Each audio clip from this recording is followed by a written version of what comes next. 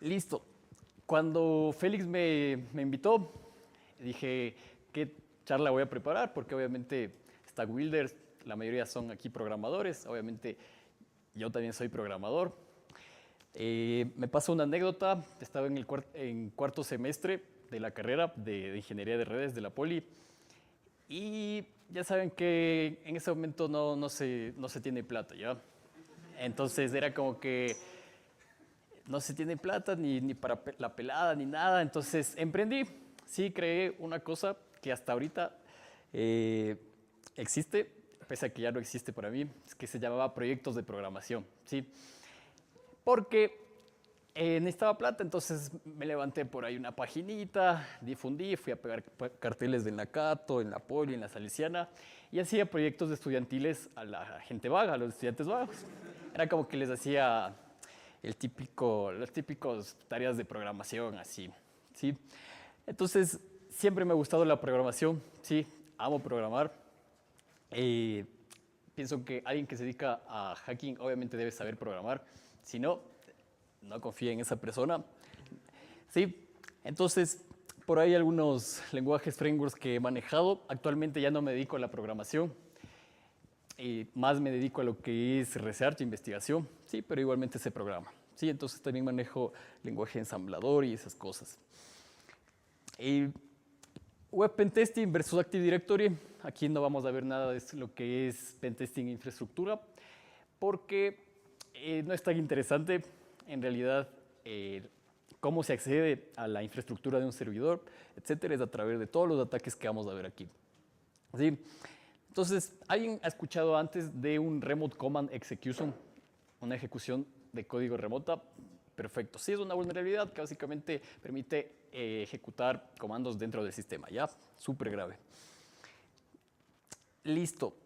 ¿Ustedes creen que a través del campo del email, se puede obtener acceso a esta vulnerabilidad? ¿Se puede obtener acceso a un servidor solo desde el campo del email? Digamos que está bien sanitizado, no puedes poner SQL injection, no puedes poner nada, está súper sanitizado. Hace la mano, ¿quién cree que se puede acceder al servidor solo desde el campo del email? A ver, ¿por qué? Sí, entonces vamos a ver aquí que sí es posible, sí, sí es un arte esto, es hermosísimo cómo se concatena diferentes vulnerabilidades web para poder lograr esto, ¿ya? Listo, esto es importante recalcar porque la pregunta es, ¿tú ejecutas un penetration test bien? La respuesta es no. Por lo general, aquí en las empresas de Ecuador hacen ethical hackings, mandan escáneres, se acabó, por ahí cosas manuales, otro scanning, listo, no encontró nada. Pero eso es mentira, todo aplicativo es vulnerable, todo aplicativo es vulnerable, es cuestión de tiempo. Entonces, cuando alguien no encuentra una vulnerabilidad, es porque no sabe, no tiene el tiempo o simplemente no le gusta. Sí, porque si a alguien le gusta, lo hace bien y obviamente va a estar ahí dándole hasta que encuentre vulnerabilidades y los ejemplos son los que vamos a mostrar aquí. ¿Ya? Listo. Para los que quieran aprender un poco de lo que realizo, car hacking, dispositivos embebidos, ingeniería reversa, ahí tienen el QR, las redes, para cualquier inquietud, igual después, ¿ya? Listo. ¿Qué vamos a ver entonces el día de hoy? Vamos a ver qué es esto de las nominaciones a las técnicas, ¿sí? Vamos a ver específicamente las nominaciones, para mí las más importantes, que son los RCs, los Remote Command Execution. Formas de bypassear WAF, sí, y algunas herramientas. Entonces, si alguno ha visto alguna de estas son las vulnerables a RC, Ruby on Rails, hay un aplicativo, acá tenemos un navegador, tenemos un CMS que se llama CRAV, hecho en PHP, sí, y también acá un aplicativo hecho en Android. Listo, entonces, ¿qué son estas de las nominaciones? Son hechas justamente por la empresa de Portswigger, ¿sí?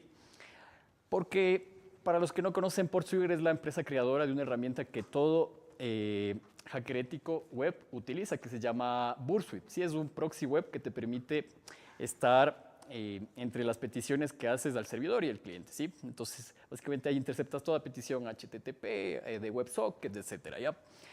Todos ellos son unos cracks porque hacen research, ¿sí? Tienen una academia que es gratuita, los que quieran aprender, se inscriben, listo, es súper gratuita y hacen nominaciones cada año, ¿ya? Entonces la gente puede postular, ¿sí? Desde enero del 8 al 14, si estamos hablando de este mes, ¿sí? De 2025, la comunidad vota del 15 al 21, es decir, la anterior semana, ¿sí? Ya fueron las votaciones, sí, de una lista de las 15, ¿sí? O sea, va a haber muchas postulaciones, pero se resume a 15 y de estas la comunidad vota el top 10, es decir, 5 quedan afuera, ¿ya? Y el 4 de febrero van a publicar el top 10. Entonces, capaz una de estas que vaya a mostrar aquí esté dentro del top 10, es lo más probable, ¿ya? Listo, entonces vamos a mostrarlas en mi análisis, cuáles serían las primeras. Sí, entonces, en primer lugar tenemos Splitting the Email Atom Exploiting Parsers to Bypass Access Control. Es justamente lo que les decía de un RCE a través del campo del email. ¿Por qué es interesante esto? Porque todo esto utiliza cosas legacies, tecnología legacy, ¿sí? Entonces, a ver, tenemos dos conceptos para entender esto. Primero, source roots, ¿sí? Es un formato de email address para especificar una ruta para que antes se especificaba cuando se creó el protocolo para especificar por dónde quiero que viaje mi correo, por qué servidor. Sí, entonces tú pones servidor 1, en este caso sería Donald Meet Edu, es el servidor de correo 1. Después pones el segundo servidor de correo, 2 puntos y la dirección de correo del destino, ¿ya? Pero a la final todo esto se puede traducir. Buenísimo. Todo esto se puede traducir en un correo. O sea, si esto le metemos a un correo, a la final, este de aquí, esto sería como el nombre de usuario y este sería el domain, ¿no es cierto? ¿Sí? Entonces partamos de eso, ¿ya? Tengan en cuenta eso. La otra también tenemos el percent hack. Cuando tenemos un correo, acá es lo mismo. Aquí tenemos la misma source routes, ¿sí? Lo mismo, tenemos el servidor de correo y acá tenemos al revés. Tenemos el servidor de correo y acá el email. ¿Por qué ponemos eso? Porque aquí sería primero el dominio y después va el nombre del usuario, ¿ya? Entonces el percent hack.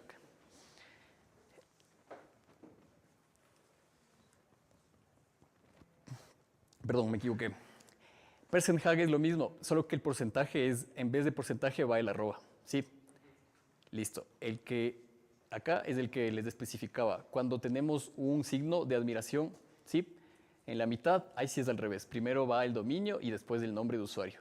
Pero a la final esto se traduce y pueden entender los campos de las diferentes librerías que manejan direcciones, o sea, campos de correo, ¿ya?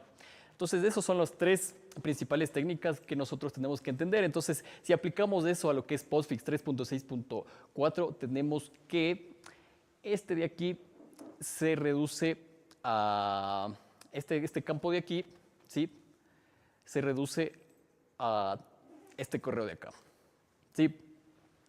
Entonces aquí estamos aplicando todas esas técnicas anteriores, ¿ya? Vamos a verlo aquí de una forma más clara, ¿ya? Entonces, por ejemplo, aquí igual tenemos un source root que se resume a collab@psres.net. Es decir, nosotros estamos ingresando todo esto y no estamos, el correo legítimo es de este de acá. Pero todo esto se resume a collab@psres.net aplicando estas reglas previas. Igualmente acá, todo eso no se resume a un correo que termina en el dominio example.com, sino en collab@psres.net, ¿sí? Aplicando lo que es el UCID. Y acá, igualmente, lo mismo, ¿sí? Entonces, teniendo en eso en cuenta, ustedes pueden aprovechar esto para bypassar diferentes controles, ¿ya? A esto hay que sumar otra cosa. Digamos que ustedes están, todo esto igual se va a unir a todo lo que es Unicode, ¿sí? Caracteres Unicode a la final, las computadoras, Windows, Linux, todo maneja Unicode. Por ejemplo, en Windows es UTF-16, ¿ya? El estándar. Entonces, tenemos, por ejemplo, en ASCII tenemos hasta 256 caracteres, ¿sí? Esto es el hexadecimal de 256. ¿Qué pasa si yo estoy mandando esto, pero le sumo 40? Entonces estamos haciendo un overflow dentro de la tabla del Unicode y el sistema va a querer interpretar de alguna forma. Entonces lo que hace es volver al inicio de la tabla, del inicio. Entonces, si nosotros vamos al Unicode, a la tabla de Unicode y vamos al hexadecimal 40, tenemos el símbolo arroba. Sí, pero en realidad a la final nosotros no le estamos mandando el 0x40 en hexadecimal, estamos mandando la suma de estos dos, que a la final va a dar igual el símbolo de arroba, porque estamos haciendo un overflow de la tabla. Y eso nos permite bypassear controles, porque inicialmente, digamos, puede haber un WAF que nos bloquee el arroba, etcétera, pero cuando le mandamos otro carácter, por ejemplo este de aquí, esto, si nosotros vamos, aplicamos esta tabla, nos da el símbolo de slash, ¿sí? Cuando a la final no es, ¿sí? Entonces, también sumémosle esto a todo lo anterior, ¿sí? Ahora, a todo lo anterior también sumémosle esto. Después les tomo una prueba. ¿Sí? También podemos utilizar el RFC 2047. ¿Qué significa esto? Significa que nosotros podemos especificar en el campo de email una palabra encodeada, sí, una palabra codificada. ¿Por qué? Porque esto antes se utilizaba, es una RFC súper antigua, pero se puede aún implementar en sistemas legacy, ¿sí? Entonces aquí, ¿qué es lo que tenemos? Tenemos que nos especifica que esto inicia el encode de Word, después especificamos del charset, aquí puede ser UTF-8, UTF-16, hay otras ISOs, etcétera, ¿sí?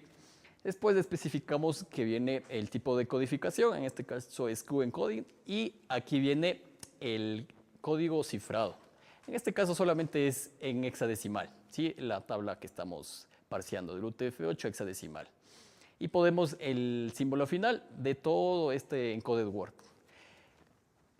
Sí, es importante esto porque aquí también nosotros podemos mezclar con base 64. Aquí, en la parte, podemos mezclar con base 64. Todo esto se utiliza para bypassear controles, ¿ya?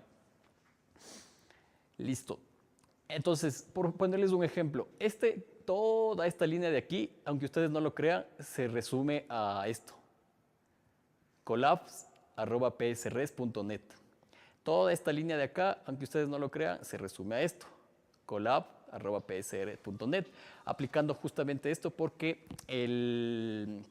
la librería que decodifica esto básicamente no va a poner esto, sino procesa esta codificación, va a decir, esto es un encoded Word, voy a codificar, ¿sí? Listo. ¿Cómo nosotros podemos probar? Enviamos un correo con esto. Si vemos en el email header o abrimos el correo y vemos en los email headers del campo de Receive-to, ¿sí? Y vemos que justamente no nos sale esto, si no estoy acá, básicamente quiere decir que estamos bypasseando de alguna forma a esto y podemos explotar alguna vulnerabilidad que ya vamos a ver, ¿sí? Entonces, cuando ya les sale esto en el correo destinatario, quiere decir que la librería que esté o el servidor de correo que esté procesando esto, pues lo está haciendo de forma vulnerable. Sí, este es el caso de la librería Mail de Ruby, ¿sí? Esta librería tiene millones de descargas en GitHub, si ustedes le chequean. Por lo tanto, esta vulnerabilidad ahorita está presente en millones de aplicaciones, obviamente, ¿sí? ¿Quién trabaja en Entonces, UTF-7. Resulta que también cuando el investigador investiga acá que esta librería, ¿cómo es que parsea? También lo parsea a través de UTF-7, esta parte de aquí. Entonces, por lo tanto, también podemos codificar esta parte de aquí, aparte de poner en hexadecimal, base 64, podemos también ponerla en UTF-7, ¿sí? Por lo tanto, podemos bypassear más. O sea, a todo eso, ahora súmele en esto, ¿sí?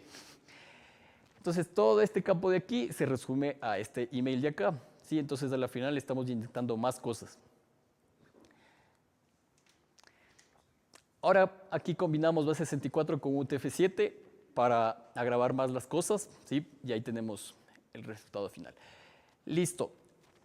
¿Y cuál es el resultado final? El investigador lo que logró fue básicamente en una parte de GitHub, hay una parte que tiene que ver, hay un control de dominio, ¿sí? En donde tú ingresas un correo, te verifica, listo. Pero en este caso, obviamente, el atacante logró bypassear ese control, entonces este tipo de vulnerabilidades sirve para bypassear controles de dominio, ¿sí?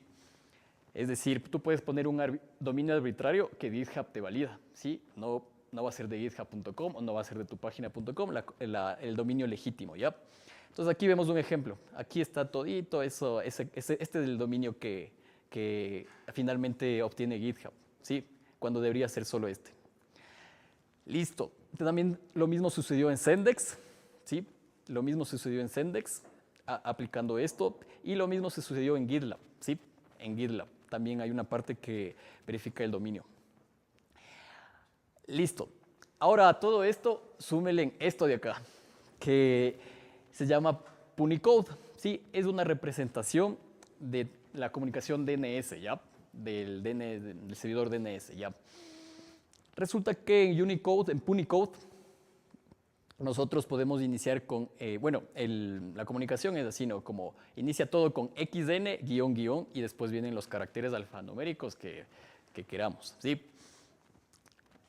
Entonces, ¿qué es lo que pasa?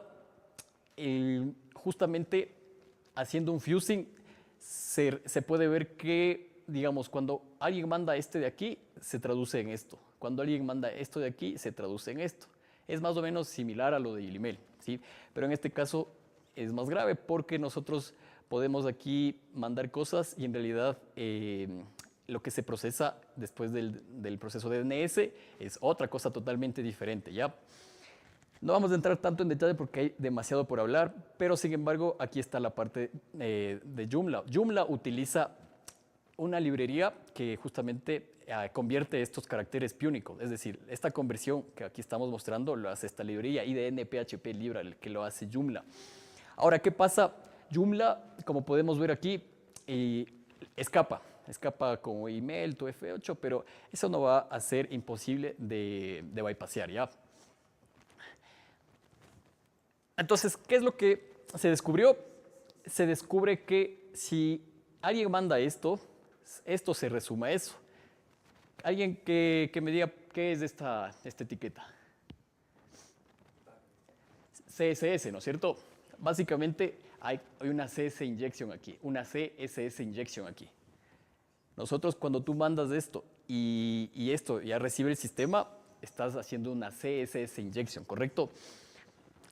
Entonces, vamos a ver que justo en Joomla tú tienes aquí la parte de registrar dos cuentas, ¿sí? Para los que han manejado Joomla, pones aquí nombre, usuario y email.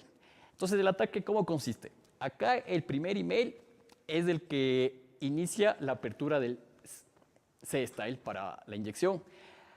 Y recuerden, acá nosotros tenemos este control que no nos va a permitir inyectar. Entonces, ¿cómo fue la forma de bypassear? Básicamente registrar una segunda cuenta, porque recuerden que una vez que se abre esto, no hay el mayor que para cerrarlo, ¿sí? Entonces podemos seguir inyectando más cosas. Por lo tanto, inyectamos más cosas aquí, y aquí justamente está el evils.css con el import. Entonces, esta es la segunda user inject del style sheet, ¿sí? Entonces, para los que no saben, cuando ustedes tienen una CSS injection, pueden exfiltrar cosas, pueden hacer exfiltrar tokens CSRF, ¿sí? Y pueden empezar a escalar privilegios, ¿ya?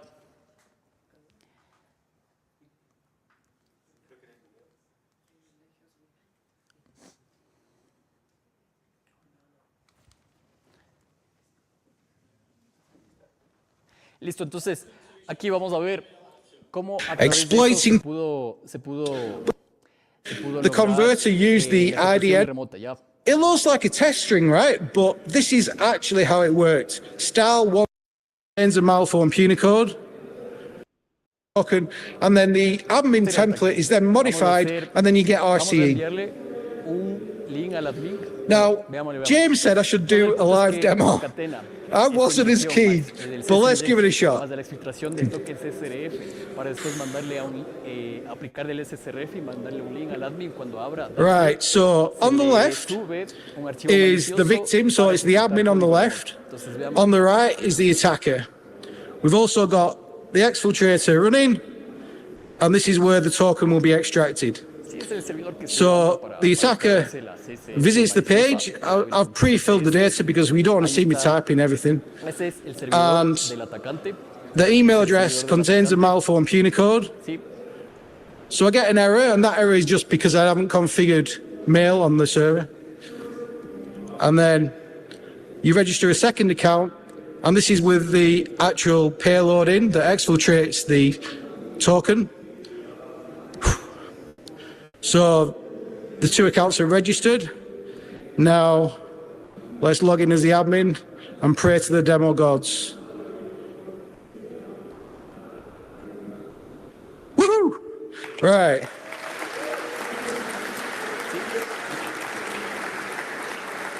Thank you very much. But we still need to send the message to the admin, right? Hey admin, how's your day going? Yeah, going good, living the dream. Let's click on this. So I'm showing you a real attack. You wouldn't show the payload in there, but we've backdoored Joomla, and then the attacker goes to Pond, and we've got ICE with casting, etc. password. Thank you. Ese es uno, sí, entonces sumemos todo eso. ¿Qué es lo que logra hacer? Primero, con source roots más Unicode overflow más encoded word más UTF-7 se puede bypassear controles de dominio. Después, el RCE es a partir del Unicode más fusing del Unicode, más la CSS injection, más el CSRF token exfiltration, más la CSS injection 2, que es donde le da el clic, tiene el RCE, ¿sí? Esto fue presentado en la DEFCON del anterior año. Y listo, vamos ahora con la segunda. Sí, hay varias, no sé si me alcanza el tiempo, pero las que alcancen. Listo, tenemos otra que es en Ruby on Rails. Esto no es un CVE, sino que es un pentesting web que se hizo, pero es súper bueno igual, me gustó mucho. Entonces vamos a verle, ¿ya? Ruby on Rails, y para los que han instalado, Bootnap es la librería que utiliza Ruby on Rails para hacer el proceso de cacheo, ¿ya? Ya saben, caching para como cuando se levante el proceso, no tarde más y cosas así. Listo. Entonces, alguien que me diga aquí qué vulnerabilidad ven. Bueno, debido al tiempo, ahora vamos aquí. ¿Qué tenemos aquí? Simplemente tenemos una subida de archivos vulnerable, ¿sí? Porque aquí el usuario especifica el nombre del archivo, ¿sí? Esto es lenguaje Ruby, ¿ya? Y acá en esta clase, en el método privado de acá, lo que tenemos aquí es que el nombre del archivo se concatena con el upload path. ¿Cuál es el upload path? Si vemos aquí, es tem uploads del current directory, ¿sí? Aquí no es del Rails, capaz es otro current directory, pero es tem uploads y lo concatena con el nombre de archivo de acá, que es controlado por el usuario. Aquí dice params file name, controlado por el usuario, ¿correcto? Súper fácil. Entonces, ¿qué pasa? Si yo en el nombre del archivo le pongo slash punto punto slash punto punto, ya saben que eso en Linux o Windows es para irnos a los directorios de atrás. Tenemos aquí un path traversal más un unrestricted file content, porque el contenido del archivo no se valida nada, ni extensiones, ni nada, ¿sí? Entonces, ahora, ¿cuáles son los problemas acá? Este es el Docker que levanta este aplicativo que ellos estaban analizando. Vemos aquí que, bueno, aquí súper rápido, le coge la versión del Docker, pone el work directory, le copia esta aplicación Hebs al Ruby, ejecuta este comando para levantar todo, copia el aplicativo acá al Docker, ejecuta el boot snap code para compilar y que se agilice este proceso. Y aquí vemos que el usuario no es root, ¿sí? Está bien, está seguro, por lo tanto tiene acceso a lo que es el home root, el home del usuario, y también a las carpetas db, log, storage y tmp. Entonces, ojo con la carpeta tmp, ¿sí? Y también vemos acá que es usuario con bajos privilegios de UID. Listo. Entonces, este es un doge protegido, es posible escribir, ¿sí? Entonces, el usuario tiene permisos de leer acá y escribir ahí, ¿sí? Entonces, ¿qué es lo que pasa? Como vimos, es la carpeta TMP. Aquí está la carpeta TMP. Entonces, de la carpeta TMP en adelante, el usuario, si sube un archivo malicioso, tiene la posibilidad de subir acá. Entonces, aquí vemos todo lo que está en el directorio bootsnap, que es justamente la librería de caching. Y vemos aquí este archivo, loadpad caché, compile caché dice qué, etcétera, etcétera, etcétera, ya. Entonces aquí vemos de los compilados de Ruby que también se encuentran, ¿sí? Todos estos azules de aquí, las tres, son compilados de Ruby y este archivo de acá sirve como para relacionar todo lo que es los paths, ¿sí? Al momento del caché y justamente ayudar en el proceso de rapidez de un cacheo real y del absoluto, ¿ya? Listo. Entonces, en resumen, el bootstrap, ¿qué es lo que hace? Carga, ¿sí? Carga todos, va a revisar el load path caché. Una vez que revisa el load path caché, verifica el archivo que desea cargar. Sí, dice, ¿está en el caché hit, que es como, una resolución inmediata? No. Está en el caché mids, entonces ahí tiene que ir por la resolución real de todo el path, ¿sí? Entonces, esto es muy importante saber el proceso, porque ellos hacen un reversing a cómo, en el proceso de startup de Ruby on Rails, cómo funciona bootstrap, ¿sí? Listo, y después ya se hace el proceso de caché. Obviamente, esto así tal cual es vulnerable, entonces, por lo tanto, hay una parte que es seguridad, que justamente está en XT bootstrap.c. Estos archivos de caché que maneja bootstrap tienen un header que indica la versión, haciendo referencia a la caché, si es más actual, menos actual, etc. La plataforma Ruby, Compilation, Ruby Version, size, etcétera, etcétera, ¿sí? Entonces, estas cabeceras son comprobadas acá en este archivo .c. Entonces, ¿qué es lo que pasa? Si nosotros vamos armando el rompecabezas, nosotros tenemos que subir un archivo de caché malicioso que cumpla con esta verificación. Entonces, obviamente toca entender todas estas de aquí para crear un archivo que tenga esas mismas headers, para reemplazar un archivo real, legítimo, ¿sí? Entonces, ¿qué es lo que se hace? Vamos justamente a reemplazar el archivo, aquí está, set.rb. Sí, es una librería estándar de Ruby que obviamente en el proceso de booteo se va a inicializar.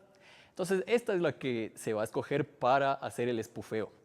Entonces, obviamente se le ve y se analiza con este código en Ruby, se le dice todos los headers. Entonces, ya se tienen los headers para después de inyectarle, ¿ya? Igual si algo no me entienden, me preguntan nomás. Listo, entonces, aquí hay otro control.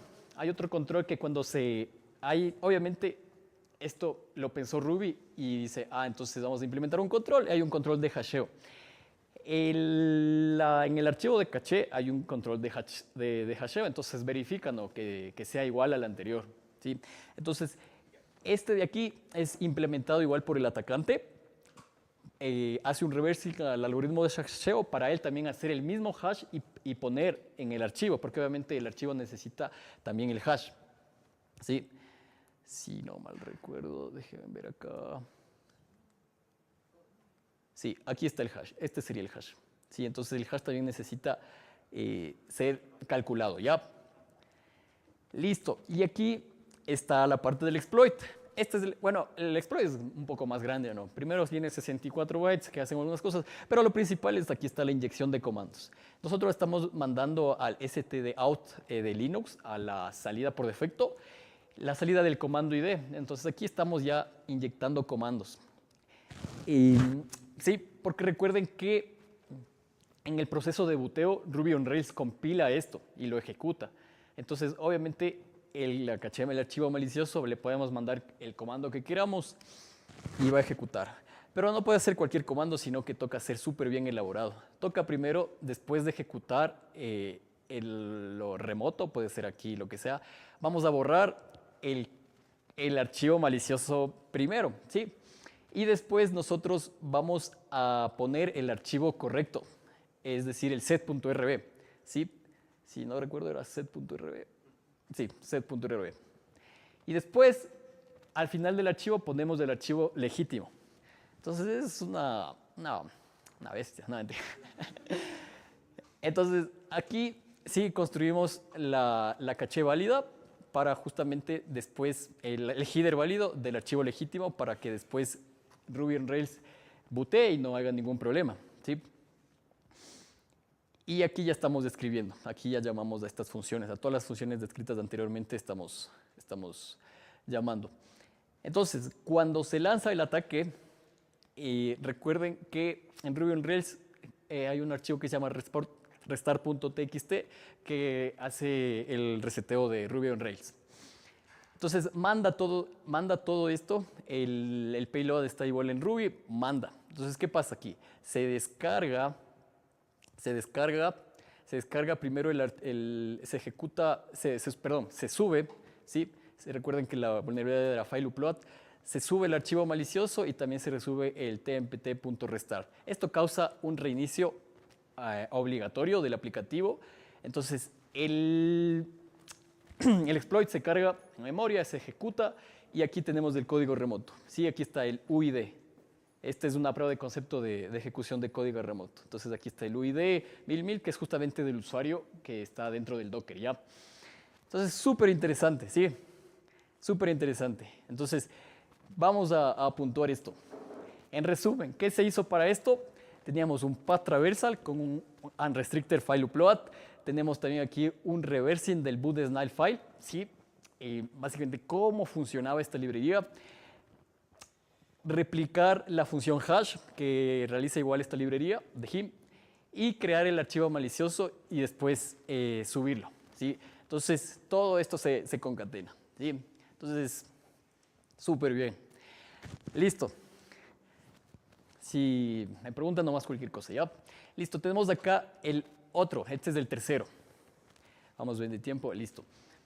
Listo, entonces acá el tercero es algo más que me ha tocado a mí, entonces me compagino full con este tercero, ¿sí?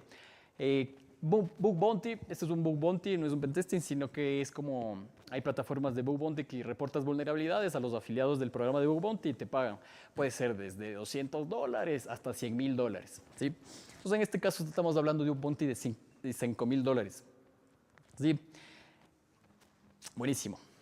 Listo, entonces este es un aplicativo, ¿sí? Que corre en Android, ¿sí?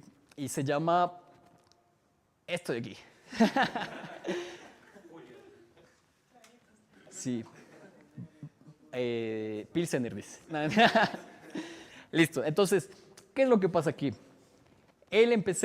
Primero como todo pentesting en Android, a tratar de bypassear el SSL pinning, que es un control para no ser un man in the middle, simplemente decir, este certificado público está en el celular, si no lo tienes, no te puedes comunicar conmigo.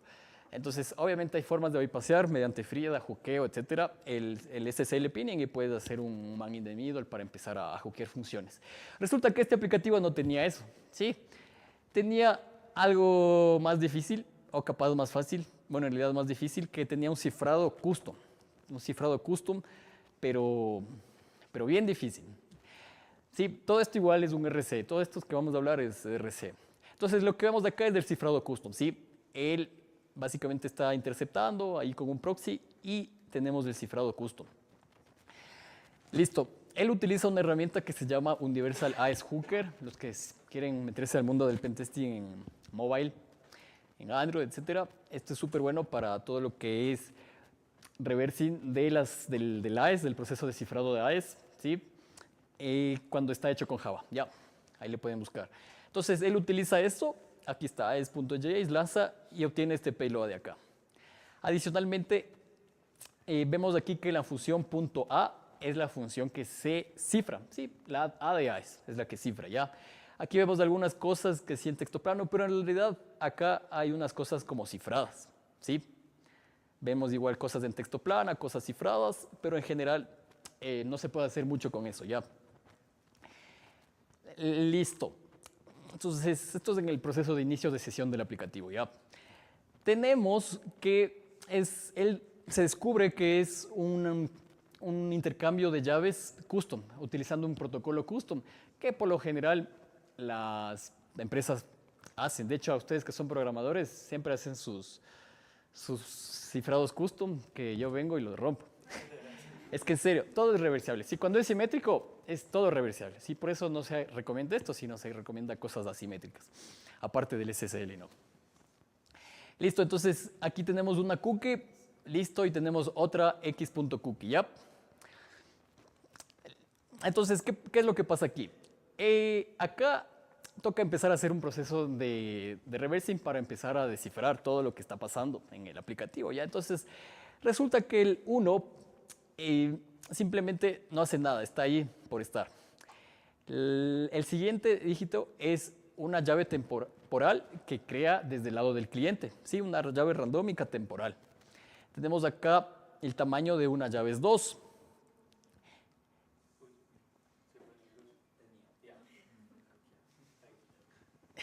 Nos están hackeando.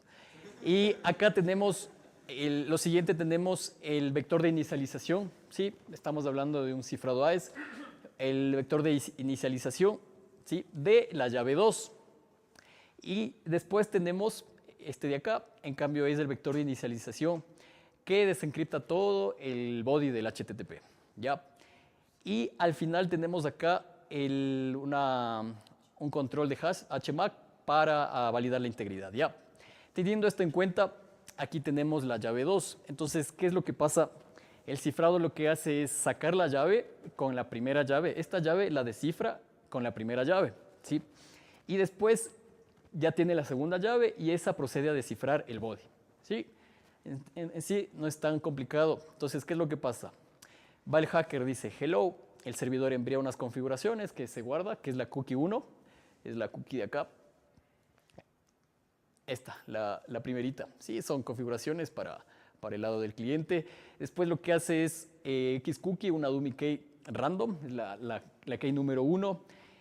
Con la key número 1 el servidor cifra la key 2, que es la importante, y le reenvía. ¿Sí? Como este tiene la key 1, que es una pública, la descifra. Y después ahí sí mandan la data cifrada con la key 2. ¿Sí? Resulta que haciendo todo eso, aún se tienen cosas cifradas. Pero se logra detectar aquí lo que está señalado en rojo. Lo que está señalado en rojo se resume a esto de aquí. WGT filepath, fun arguments. Entonces aquí tenemos un path, una ruta del sistema desde aquí hasta aquí. Y después de los 2 puntos tenemos una función y los argumentos, ¿sí? Entonces resulta que después de hacer mucho reversing, se data que esto utiliza un headless browser. Básicamente es un browser sin interfaz gráfica, ¿sí? Que lo que hace es manda el HTML y después manda el JavaScript, ¿sí? No es un browser normal, sino que lo hace las dos cosas por separado y esto lo renderiza después, ¿ya? Entonces, eso hace referencia a esta función de JavaScript de aquí. El JavaScript que se ejecuta aquí es el JavaScript de acá. Entonces, teniendo eso en cuenta, recuerden que ahora nosotros ya tenemos todo el proceso para codificar. Si ya hicimos de reversing, podemos tanto decodificar como codificar este cifrado simétrico, ¿ya? Ahora, lo primerito en el file path, ¿qué se puede probar? Un path traversal, no, el punto slash. Resulta que no resultó, ¿sí? No resultó. Después después de lo que se hizo todo lo que fue posible en la parte del path, se intentó con la función de JavaScript, mandar funciones JavaScript, a ver qué se puede hacer ahí. Sí, y se descubre que la inyección que se hace se da a través de, se da cuenta a través de DNS. A ver, ¿por qué a través del DNS? Es interesante esto, ¿no? Estamos en una red acá, tenemos puede haber diferentes reverse proxies, porque inicialmente cuando nosotros inyectamos código JavaScript, digamos que estamos haciendo una petición HTTP. Yo levanto a mi servidor malicioso, que es el que está escuchando, y yo debería tener una conexión HTTP. Pero en este caso no recibo el HTTP GET 200, por decir así, ¿ya? Lo que recibo, no recibo nada de eso del HTTP, sino que se recibe una conexión DNS. ¿Sí? ¿Por qué? Porque en muchas organizaciones tenemos el Active Directory, hay 2 tipos de servidores. El DNS interno, sí, si es un dominio interno, lo resuelve el DNS interno. Si no, va el DNS externo, ¿ya? Entonces, esta es la parte que le estoy explicando. Va el DNS externo y este es el que devuelve a la web. O sea, el DNS externo realiza la resolución a mi servidor al servidor DNS, el que sea, pero el punto es que en el caso que yo soy dueño de la infraestructura al dominio al que estoy haciendo, obviamente voy a ver el log de la resolución DNS, ¿ya? Teniendo eso en cuenta, se puede exfiltrar datos desde ahí, ¿sí? Hay un ataque que es exfiltración de datos a través del DNS. Ustedes, una vez que ya logran inyectar comandos, y no hay otra forma que, o sea, la única forma es a través del DNS, porque como vimos es súper reducido el scope, entonces la única forma es obtener la respuesta de lo que yo estoy inyectando a través del DNS, ¿sí? Entonces HTTPS en este caso no, ¿sí? Entonces lo que vamos a utilizar es el DNS, ¿sí? ¿Cuáles son las limitaciones? Puerto 53, UDP, los paquetes se pierden. Sí, ¿quién estudió redes? Ahí nos mataron con eso por acá. No, mentira. Y lo que hace el atacante, crea un protocolo custom para mandar todo esto en un protocolo que sea seguro, es decir, que no se pierda ningún paquete. ¿Sí? Entonces no vamos a entrar en detalle en esto, pero él crea como una especie de TCP para que corra en UDP. Súper simple. Sí, porque tenemos la limitación, ¿ya? Entonces vamos a ver aquí la prueba de concepto. Me parece que si lo doy aquí se ejecuta. Buenísimo. Vamos a ver aquí. Este es el nombre del aplicativo que no era Pilsener, por si acaso. Irancel. Ya una vez después de ejecutar comandos, él puede hacer lo que sea. Él se puede robar la cuenta de un usuario, se puede dumpear la información de un usuario, se puede espufear los mensajes SMS del usuario. Ahí está la ejecución de código remoto, ¿sí? Y ahí está inyectando los payloads, cada vez que pierde conexión, inyecta los payloads. Y ahí básicamente, si vieron el archivo que abrió, era básicamente las passwords del servidor cifradas. Entonces ahí se filtró el etc passw básicamente. Sí, buenísimo, igual, buenísimo. Aquí está, sí, la prueba de concepto. Vamos a puntuarle. Tenemos aquí un reversing del encoding. Esto por lo general es súper difícil de hacer, pero es cuestión de tiempo, ¿sí? A mí a veces me ha tocado como una semana, pero es cuestión de tiempo. Ejecución de JavaScript y después del DNS Custom Exfiltration. Listo, vamos al cuarto. A la cuarta biela. ¿Quién quiere? Nada, mentira. ¿Quién quiere el cuarto? Ahí me avisa si está mucha información. Pues, nada, mentira. Pero sí. Tenía una pregunta en el anterior. Claro. El protocolo que hace de TCP para UDP es solo para asegurarse de que los comandos que él quiere ejecutar se ejecuten, que no se pierdan en el camino al DNS. Claro, los paquetes. Ajá, los paquetes que no se pierdan para el ataque. No tanto los paquetes de ida, sino los paquetes de regreso, no los comandos. Porque los paquetes de ida sí va todo en... Ajá, sí. Ajá. Recuerda que la inyección es inyección normal, utilizando el aplicativo normal. Ajá. Solo la exfiltración entonces es el paquete. Otra consulta, ¿esa herramienta está disponible en GitHub o es una herramienta que él mismo creó? ¿Cuál? ¿El custom? Ajá. Sí te especifica ahí cómo hacerla. No te da el código, pero sí te especifica cómo lo hizo. Pero es fácil hacerlo. O sea, es cuestión de imaginación nomás. Claro, porque vi, por ejemplo, que tenía 0 puntos, 1 punto, entonces solo es como un conteo de los paquetes. Exacto. Es contabilizar, es un if y un contador, se me ocurre. En un bucle así. Listo. Vamos al cuarto. Este es un browser. Capaz no es muy conocido. Se llama Arc. Lo interesante es que para los que les gusta JavaScript, les invito a que utilicen este porque no lo había conocido. Leí la vulnerabilidad, lo conocí. Y está buenísimo para los que les gusta JavaScript y customizar sus cosas, ¿ya? Y ya vamos a ver por qué. ¿Qué tenemos aquí? Tenemos aquí que él básicamente está haciendo un strings al binario, ¿sí? Al final el navegador, este es un binario, corre, se ejecuta así. Este es el binario, ¿ya? Entre los strings, él encuentra este path que dice Bost versión 2 JS. ¿Qué es Bost? ¿Sí? Bost, como les decía, es el primer navegador que me entero que vaya a hacer esto. Básicamente son módulos que tú puedes programar para customizar tu navegador. Puedes cambiar el estilo, reemplazar, inyectar cosas, custom, no sé, por ejemplo, no sé si han utilizado, o sea, en vez de tener plugins, ustedes crean sus plugins, auto-plugins, ¿sí? Personalizados en JavaScript, buenísimo, les ponen un fondo negro que no se les dañe la vista, cosas así, ¿ya? Tengamos esto en cuenta, ¿ya? Sí, luego se puede hacer a través de CSS y JavaScript, listo. ¿Qué tenemos después? Se le pone, ¿no? Se le pone se empieza a hacer como una breakpoints, ¿sí? En este boots, ¿sí? y se tiene aquí un pad que dice Play Encode Files. ¿Sí? Si nosotros vamos acá y mandamos este play y ponemos aquí cualquier cosa, aquí espérate, se puede poner cualquier cosa, ¿ya? Pero este es el pad, ¿sí? ARC, dos puntos, sí es el navegador, el módulo, aquí dice que es play y encoded files. Resulta que, o sea, se está haciendo un proceso de ingeniería reversa, no, dice, y invalid JSON test. Entonces, ¿qué nos dice eso? Ah, toca mandar un archivo JSON, obvio. Vamos acá y vemos aquí que hacemos igual el breakpoint y vemos que hacemos un search no, invalid JSON y nos sale esta función de aquí.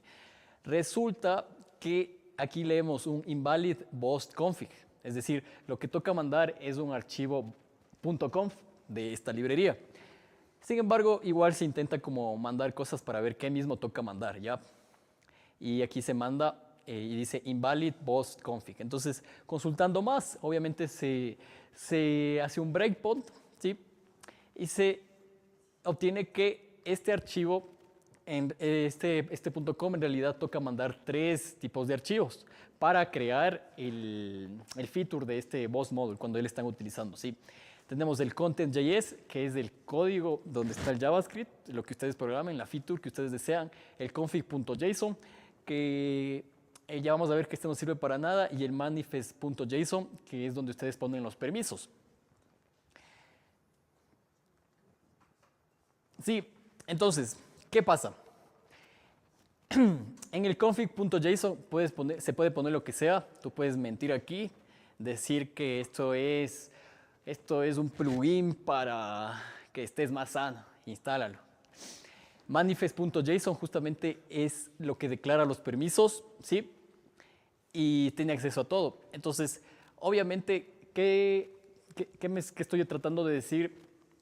Que un actor malicioso puede crear un archivo boost, ¿sí? Tanto como el config contra el manifest y para poner cosas maliciosas en la parte del manifest, es decir, decirle que se puede acceder a todo el sistema de la computadora que se está utilizando. Si es Mac, si es Windows, si es Linux, sí. En el manifest.js tú declaras los permisos, ¿ya? Y aquí está justamente, aquí dice, este es el permiso, por ejemplo. Allow access to file URLs.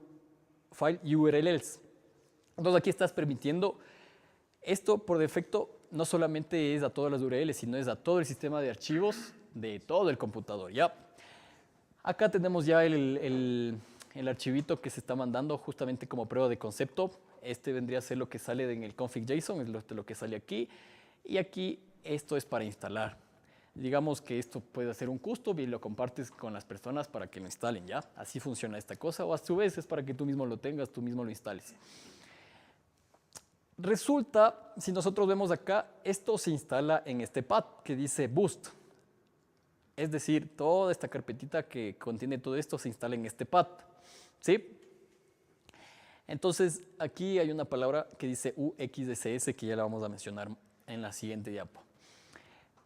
Recuerden que en el config aquí dice path, que es justamente especifica el nombre del archivo y el path. ¿Qué pasa si igual ponemos ///// Tenemos igualmente acá un path traversal. Entonces, lo que se hace aquí es que básicamente un actor malicioso puede crear este archivo aprovechándose de este path traversal con una ruta // y sobreescribir archivos. Digamos, te sobrescribes la tesis, te sobrescribes, para denegar el servicio, le sobrescribes una librería del System32 de Windows. En este caso estamos hablando de Mac, y entonces vamos a ver cómo él aprovecha esto para sobreescribir. Pero el punto es que cuando alguien da a instalar, se va a otra ruta y se va a sobreescribir el archivo que se ponga aquí, cualquiera, ¿sí? Entonces, aquí ponemos que él utiliza launch demos. Launch demos son componentes responsables del proceso automático del sistema de boteo. Estamos hablando de Mac. Entonces, él crea el malware o el virus o el código malicioso, como le quieran llamar, aprovechando esto. Entonces, él básicamente sobreescribe este código para que el computador se reinicie. Es decir, ustedes, la víctima, instala este paquete, el computador se reinicia, pero obviamente ya está backdoorizado con código malicioso para ejecutar código remoto, porque ya le están ustedes poniendo que sobrescriba el código y dentro de ese código, sobrescribe el archivo y dentro de ese archivo escribir lo que sea, ¿ya? Entonces aquí está el código malicioso, da en instalar, se va a instalar en otro lado donde no es, y en este caso como prueba de concepto él lo que hace es solamente abrir la calculadora. Sí, pero después ya con mucha creatividad se puede hacer diferentes cosas, ¿ya? Entonces aquí ya él abre la calculadora, ¿sí? Aquí está el pad completo, ¿sí? Y vamos a ver el video.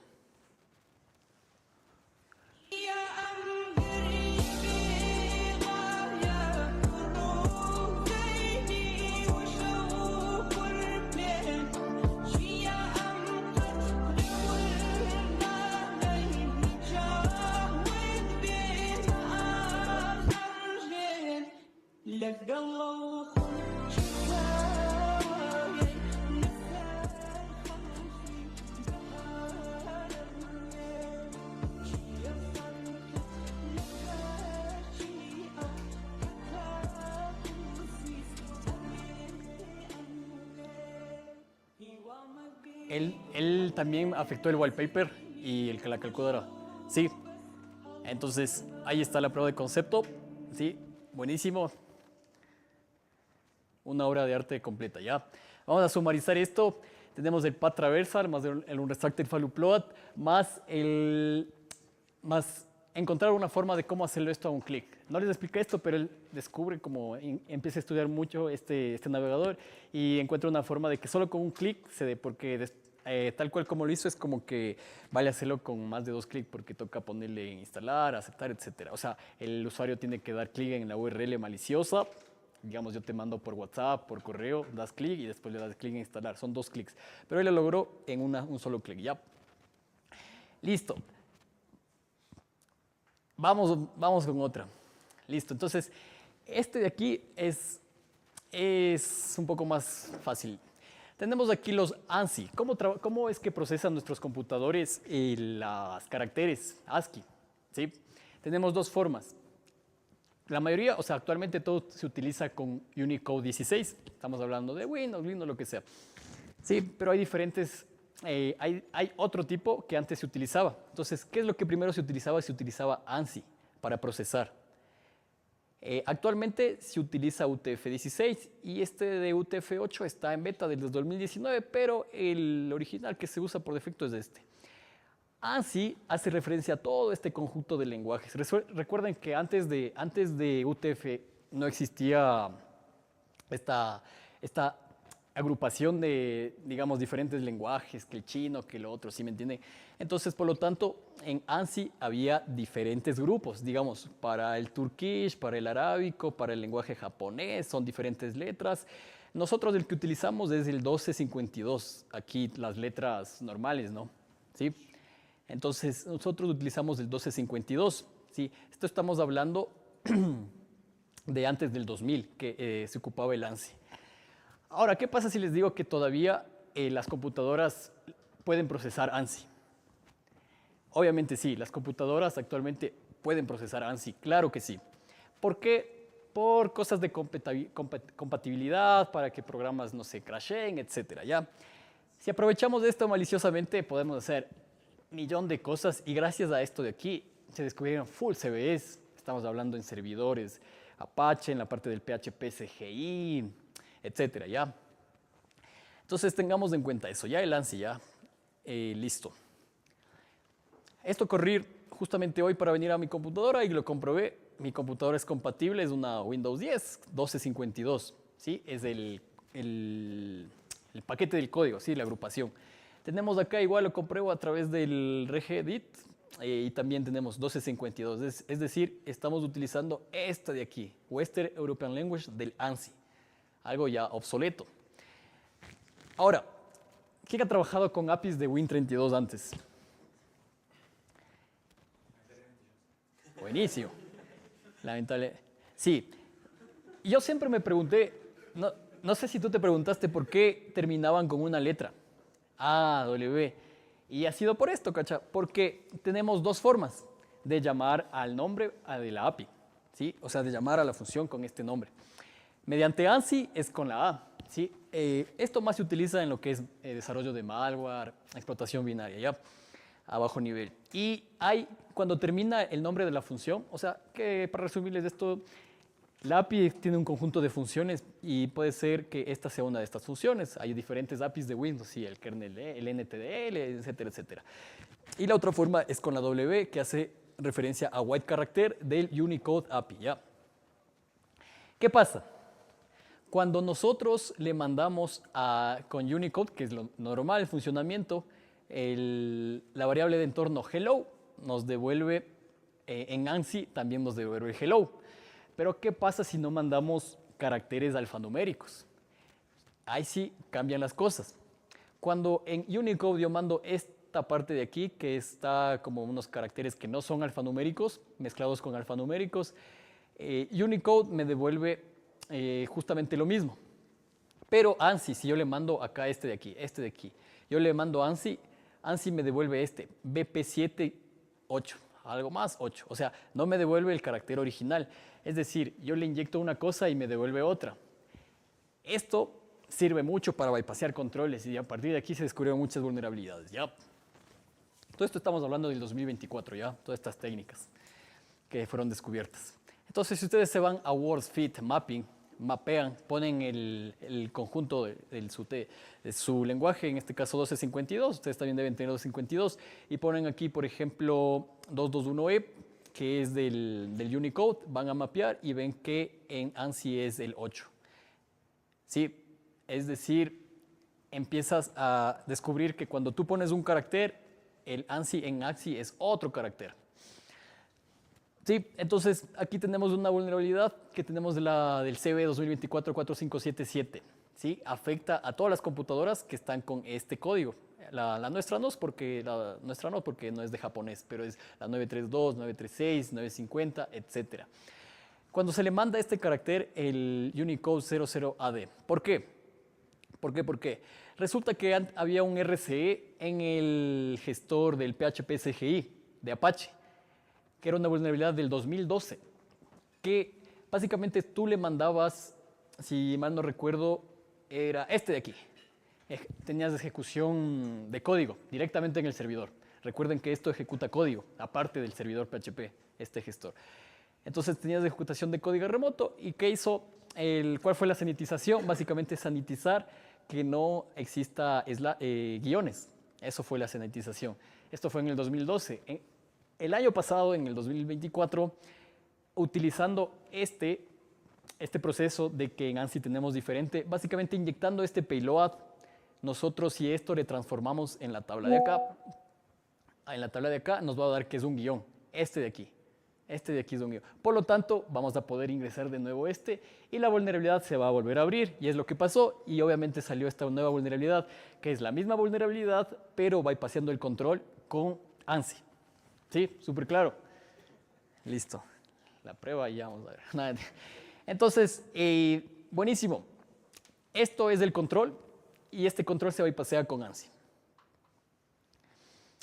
A partir de aquí hay diversas vulnerabilidades. ¿Sí? Aquí tenemos también path traversal. A partir de eso ya podemos inyectar // donde antes no podías, ya puedes poner /, es decir, path traversal. Y puedes también a través de ANSI. Justamente en la llamada, por ejemplo, get current directory app, ¿sí? Es una llamada al API de Win30, de API. Y acá también tenemos get cwd, que también realiza, bueno, este es de cruntime, es una función de cruntime, en donde también se puede aprovechar de ANSI porque utiliza esta de aquí y esta acepta estos caracteres de ANSI. Entonces también un path traversal ahí en el directorio como prueba de concepto. Aprovechando esto, hay una plataforma que se llama Cuco Sandbox, que es para el análisis de malware, gratuita, open source, pero resulta que el problema es que tiene Python 2.7. Python 2.7 interpreta el string como string o a su vez también como Unicode, ¿sí? Entonces, aprovechando esto, tenemos un par transversal aquí. Ahora, ¿qué es lo que pasa en los sanos? Por ejemplo, virus total. ¿Sí? Cuando tú subes un virus, obviamente se sube una infraestructura totalmente separada. Igualmente acá, se sube una máquina virtual totalmente separada para que no afecte a la infraestructura de virus total, en este caso de Cuco, ¿ya? Y cuando hacemos el path traversal, nos salimos de la máquina virtual y llegamos al Cuco host. Gravísimo. Es por allá cerca. Entonces, este es el Unicode y aquí tenemos el slash. Tenemos el Unicode y el slash, ¿sí? Esto de aquí básicamente es poner punto, punto, slash, punto, punto, slash, punto, punto, slash, ¿sí? Y recuerden que aquí también nosotros podemos subir el virus, analizar en esta plataforma de malware. Aprovechamos y no subimos un virus, sino subimos un archivo malicioso para poder tener RCE. Entonces, esta es la prueba de concepto en C++, ¿sí? El Unicode, desde el slash, listo. Y aquí vamos a ver la prueba de concepto. Sí, entonces, ¿qué es lo que pasa? Se sube un archivo aprovechando del path traversal y se ejecuta el RCE.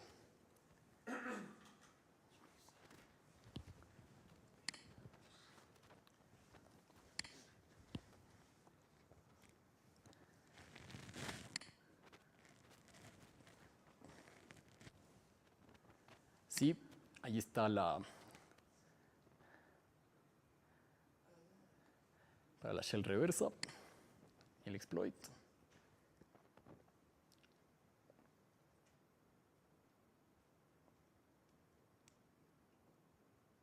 Sí, y él ejecutó la calculadora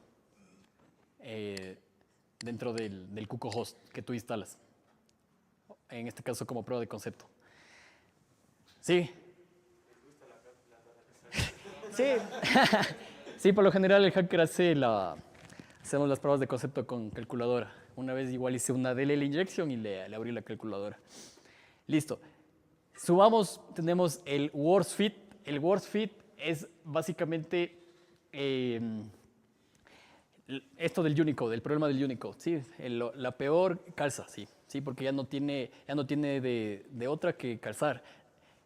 Sí, entonces esta traducción que se ve, por ejemplo, de este carácter al slash, no se ve, no tiene lógica. Simplemente Windows trata de ver una forma de traducirlo y lo hace así. ¿Sí? Por eso se llama worst fit, la peor forma de hacerlo.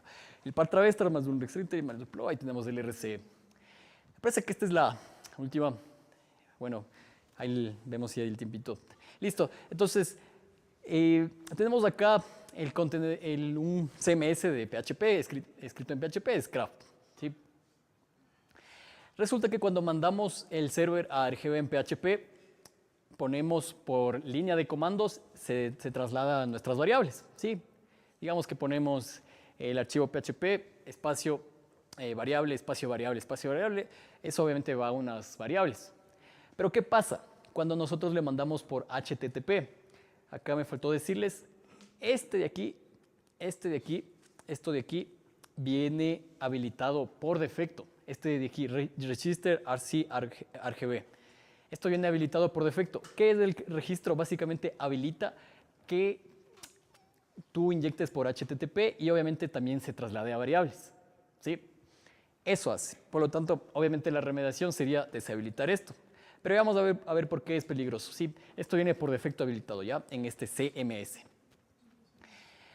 Listo, aquí hay un chequeo y este chequeo no hace nada más, no detecta que no se puede ingresar por parámetros get, ¿sí? O parámetros post. Sí, no hace nada. Si nosotros vemos aquí, no hace ninguna validación de ese tipo, por lo tanto, nosotros podemos aquí hacer un remote file inclusion. ¿Sí? Si vamos acá al anterior, nosotros podemos hacer en el HTTP GET, abrimos el signo de interrogación, config path igual a esto. Entonces, config path es justamente un archivo del CMS de acá, de este CMS CRAP, y podemos hacer un remote file inclusion. ¿Por qué? Porque podemos. ¿Qué es un remote file inclusion? Básicamente es decirle al servidor que se descargue un archivo que nosotros le estamos mandando en esta entrada vulnerable. Porque recuerden, nosotros tenemos acceso a una variable y entonces le podemos decir le mandamos del archivo, qué sé yo, config.path, que config.path vaya a ser lo que nosotros le mandemos. Le podemos dar un archivo directamente, un string, lo que sea, ¿sí? Entonces, aquí es remote file inclusion, ¿correcto? Pero no fue tan fácil, ¿sí? Porque hay varios controles que PHP tampoco es que no es tan inseguro, ¿no? PHP sí es seguro, pero hay formas de bypassarlo, ¿ya? Entonces, ¿cómo vamos a hacer este remote file inclusion con un HTTP wrapper? Inicialmente, FileExist no soporta un HTTP wrapper, es decir, nosotros no le podemos mandar un archivo que está en nuestro servidor web, negado, ¿sí? Nosotros, ¿qué le podemos hacer? Con FTP, ¿sí? Resulta que FTP sí soporta FileExist, ¿sí? Entonces, se lo hace a través de FTP. Entonces se realiza una conexión FTP para mandarle Twig. Twig es justamente un template en Engine, así como Jinja en Python. En este CMS hablamos de Twig, ¿sí? Entonces, la única forma de que esto pueda ser inyectado es a través de este template. ¿Y qué mejor? Porque podemos hacer una template injection. Para los que no conocen una template injection, es básicamente inyectar comandos de ejecución remota a través de una template. Por ejemplo, esto existe en Jinja. Existe también en Twig, me parece que hay más, en Python hay otra, no me acuerdo, pero bueno. Sí, entonces en resumen, él levanta el servidor FTP, ¿sí? Acá está el puerto 2121, ¡prum! Y aquí está la prueba de concepto. ¿Qué es index.twig? Index.twig es un archivo legítimo que tiene este CMS y le vamos a hacer una sobreescritura. Entonces, vamos a sobreescribir esto simplemente con una prueba de concepto hello world y aquí ponemos 7 por 7. Aquí nos da 49. Es una prueba de concepto, ya no es la calculadora, es una prueba de concepto de la ejecución remota, obvio, porque es con template injection, ¿ya? Listo, a partir de eso podemos hacer multiplicaciones, pero ahora, obviamente, existe este control de aquí, que nosotros no podemos poner la función system de PHP para ejecutar códigos, justamente ya en el servidor. Sí, aquí mismo nos dice, vean. Este es una lista negra, no podemos ejecutar estas funciones. Podemos mandar lo que sea, excepto system. ¿Cómo bypassamos eso? Es posible, ¿sí? Ya, vamos a ver, ¿sí? Entonces, este es un código que está aquí en este path, ¿ya? ¿Cómo es que se bypassea esto? Utilizando PHP mismo. Hay esta función que se llama sort, ¿sí? Que se llama call user function. ¿Qué pasa? Esta función, call user function, básicamente le mandas funciones, ¿sí? y te va a ejecutar, ¿sí? Entonces, ¿qué pasa si nosotros le mandamos a esta función primero? Es decir, la función que frontea no va a ser system. La función que frontea va a ser call user fun. Esta función, después de ser ordenada, mandarle acá en sort, va a ordenar que system esté dentro de ID y va a terminar esto. Es decir, esto de aquí va a terminar en esta llamada, system ID. ¿Sí? Si no me creen, pruébenlo así con sort. Yo también lo probé. Dije, ¿será? Y sí, efectivamente sí.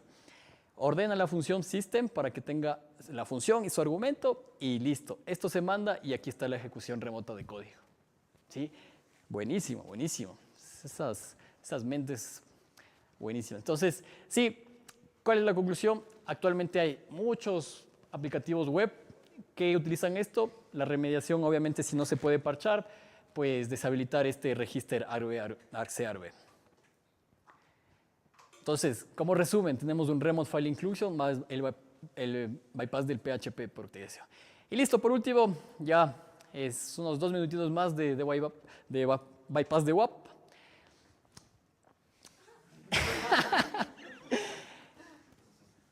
Todo WAP es bypassable. O sea, obviamente hay que poner WAP para que no sea tan fácil bypassarlo, ¿sí? Por eso pongo ahí WAP y un perrito ahí nomás, porque a este perrito se lo puede bypassear igual. Entonces, ¿qué tenemos aquí? Tenemos regex, cómo hace las protecciones del WAF. Con regex, sí, tenemos que, para que no se pueda poner, ya saben, comillas, abrir lo que todos estos caracteres. También tenemos a través de black white list y también tenemos character normalization, que esto es lo que nos vamos a aprovechar, ¿ya? Pero antes de eso vamos a explicar otra técnica más, ¿sí? Esta técnica de aquí se llama Phantom Version Cookie. Ya, ¿cómo es que se manejan, ustedes que son programadores, cómo se manejan las cookies? Hay un estándar, ¿ya? Hay un estándar. El estándar actual, si no me equivoco, es 6265, ¿sí? Es un acuerdo entre el cliente y el servidor de cómo manejar las cookies, ¿ya? Sí. Entonces, igual, volvemos a las cosas legacy, ¿sí?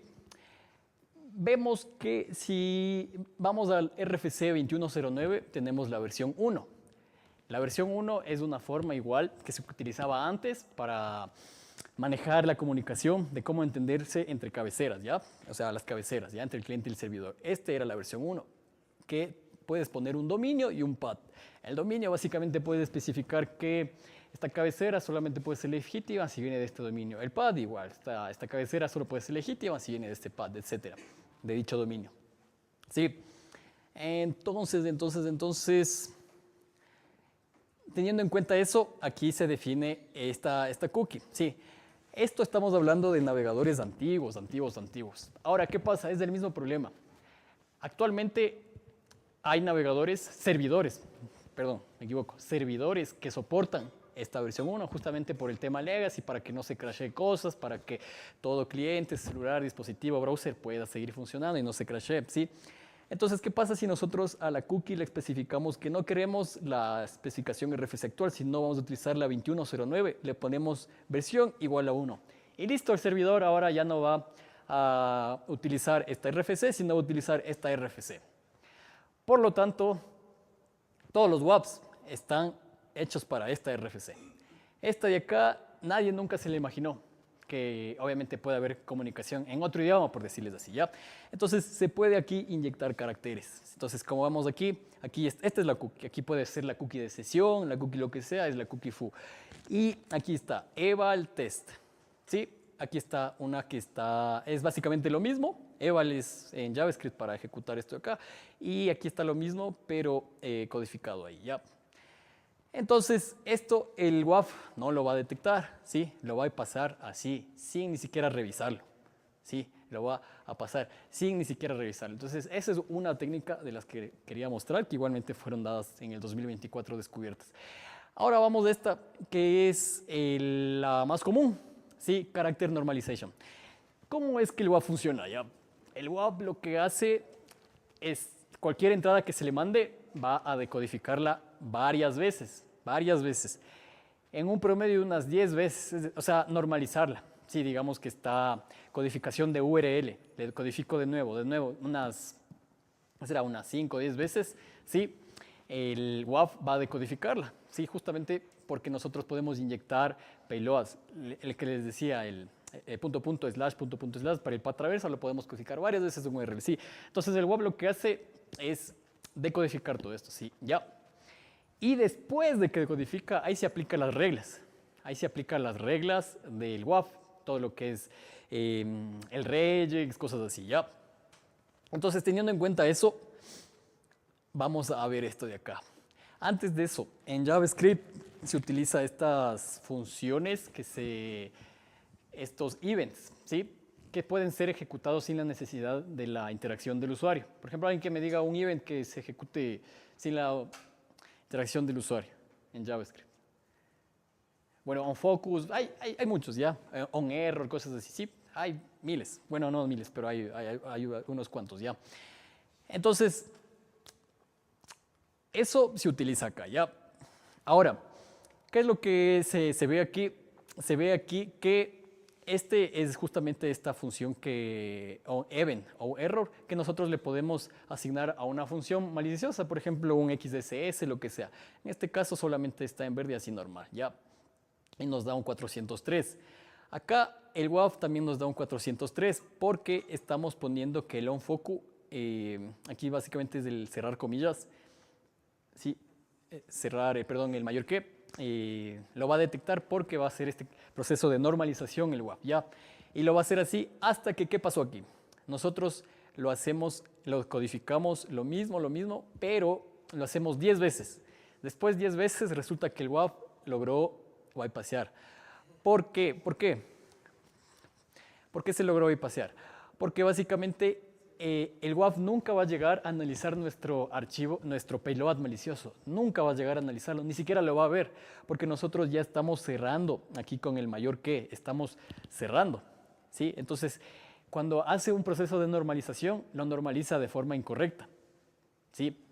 Entonces, básicamente va a cerrar aquí el mayor que y nunca va a leer nuestro payload malicioso, que puede ser un cross-site scripting, una ejecución de código remoto, etcétera. ¿Sí?